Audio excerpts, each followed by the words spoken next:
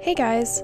I recently completed a 31-day watercolor challenge, a self-imposed challenge, in which I took a doodle-a-day prompt, again from the Instagram user Ella Lovey, Rihanna Werman, whom I love getting prompts from. And so I wanted to share my process with you guys. I was previously only using Copic markers. I hadn't really ventured into watercolor, but I really have been wanting to try it. So I decided that I was going to go ahead and give it a shot. I was going to use the doodle-a-day challenges to give me an idea of what to draw each day. And then I was going to compile them all at the end of the month and show you my progress from beginning to end. So while I didn't film all of the sketches that I did, all of the paintings that I completed, I did do some of them, so that's what I'm showing you here. This was about halfway through the month of January 2017 when I was doing this, a cow that I drew. And I found that as I went on, I tended to learn how to control the color a little bit more. In the beginning, I was just laying down blobs of water with a little bit of color, and I was getting frustrated because I felt like I couldn't handle it, and it brought me back to my days when I was a kid in entering the county fair. They had all these categories you could enter for different types of paintings, and I was like, I'm going to enter every category because you can win cash prizes. So I entered watercolor categories, and I was so frustrated because I would do these landscapes and the watercolor just seemed to get away from me. I couldn't figure out how to work with it. And I think what I've realized now, however many years later, is that I was using a lot of water. I wasn't using enough of the actual paint, and controlling that has made a big difference. And I think it's really due to practice. Obviously when I was doing it for the fair when I was a preteen, I wasn't practicing at all because I just wanted my $5 or however much it was. Here I'm starting on a penguin. This one turned out to be really hard. I think it was because of the lack of color. There was a lot of black and gray going on, and sometimes, if you're tired, you just don't want to read all of the details in an image. And I did use source images for all of these. I just went on Google or Pinterest, found images, and I did find that the most helpful things that I did during the month were, instead of using photos, I found other artists' pieces. So I was copying other artists' work. So, disclaimer, these pieces are not original to me. I was totally copying other people's work to try and figure out how they did it. And I think that that's a great way to learn. Obviously, I'm not going to take credit for their work. I think they did amazing pieces, and I wanted to learn how to do it. So instead of using my own brain to process these photos into some sort of watercolor style, since I'm really not super familiar with that, I decided I'm going to go ahead and try and figure out how they did it. And that seemed to be a big help. So this penguin is an example of me trying to translate a photo to what I would think would be a watercolor style. And I found that coming over from Copic markers, I was trying to incorporate a lot of the same techniques from Copics. I was trying to layer and layer and layer and blend, and my paper would buckle and just didn't turn out the way I wanted. Here I'm drawing with my husband. We decided to do one of the prompts together.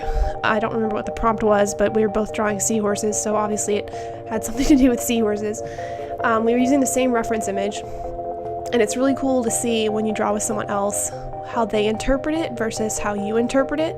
It's pretty inspiring, and this was also his first time using watercolors. This was a photo again, not a illustration, so I was not doing the best that I could have with this, I think. I kind of wish I had looked at some other watercolor artist interpretations to get an idea of how they did it. That's just my style, though, I think.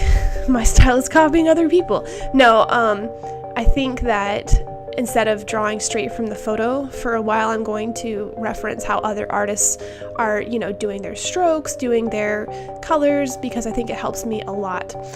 This is drawing with my friend Liz. We have drawing nights together where we'll get together and she'll draw, I'll draw. She drew a lot faster than I did.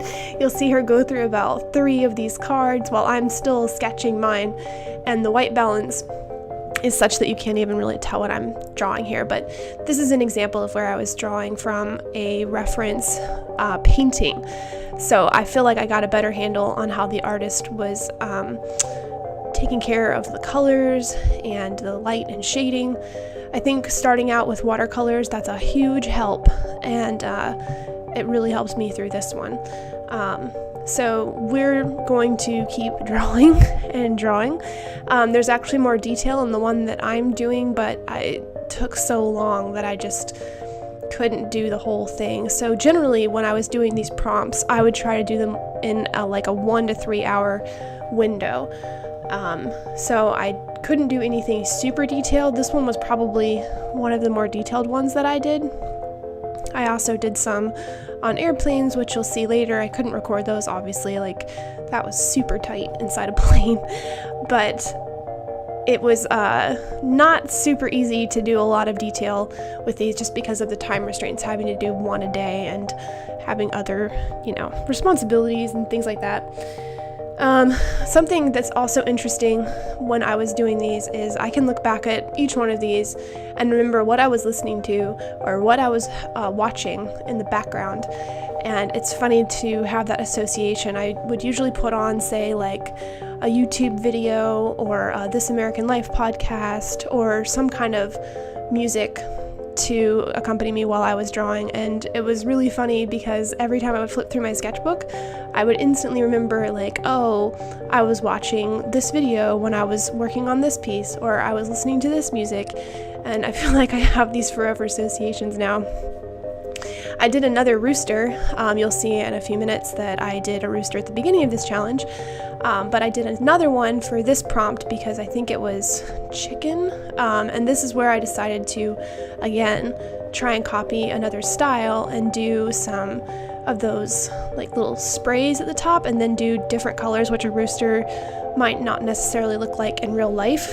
So I'm trying to venture a little bit away from trying to be super realistic and do some more watercolor styles, and it didn't turn out exactly like I had hoped, but it was definitely going in that direction, and it was exciting to see that I was kind of being able to get that look.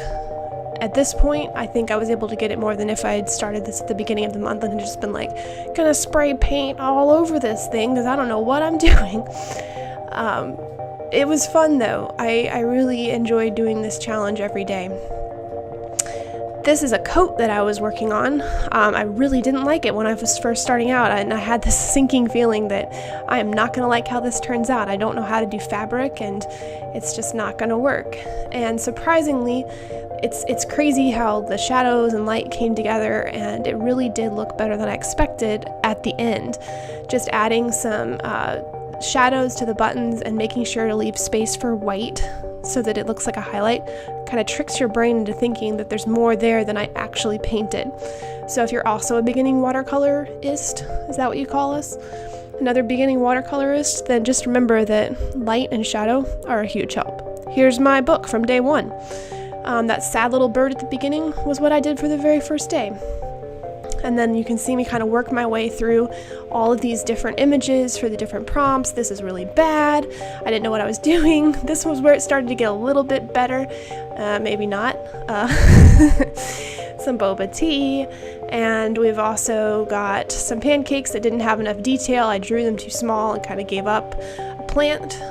Could have used a little bit more color in the background. I started to finally get an idea of what I was doing around this time with the kangaroo. Felt like I had more control. There's a little car, and then I had a dinosaur. I was pretty happy with how the dinosaur turned out, kind of surprised that it looked like that in watercolor. Did a clownfish, and then some sushi I did in 15 minutes because I had to run out the door to meet a friend. There's the coat again.